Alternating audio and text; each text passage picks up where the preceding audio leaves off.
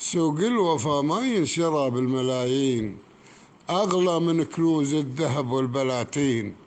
أسواق في قلوب البشر موقع العز، صانع إلى رجال المعزة الطيبين.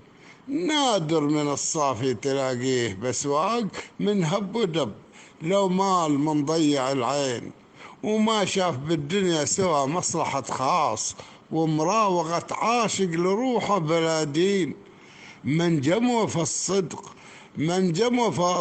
ملقاه بالصعب، إخلاص عماله وأرباحه بالدين.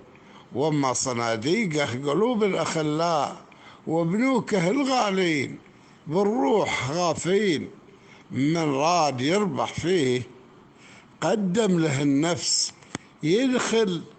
يدخل مزاد الناس ويقول آمين. الوفاء أغلى البضائع.